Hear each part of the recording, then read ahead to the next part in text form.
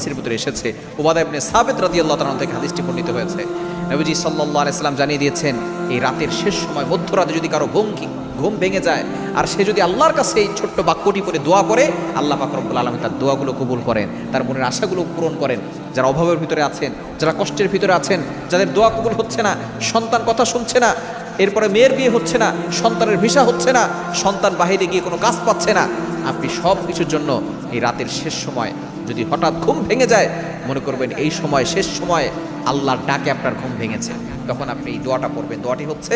লা ইলাহা ইল্লাল্লাহু ওয়াহদা লা শারীকা লা লাহুল মুলকু ওয়া লাহুল হামদু ওয়া হুয়া আলা কুল্লি শাইইন কাদির লা ইলাহা ইল্লাল্লাহু সুবহানাল্লাহি ওয়াল হামদুলিল্লাহি ওয়া লা ইলাহা ইল্লাল্লাহু আল্লাহু আকবার রব্বিগফিরলি রব্বিগফিরলি। এই বাক্যগুলো পড়ে আপনি আল্লাহর কাছে দোয়া করবেন, দেখবেন আল্লাহ তাআলা আপনার সকল দোয়াগুলো কবুল করবেন, মনের আশাগুলো আল্লাহ তাআলা পূরণ করে দিবেন।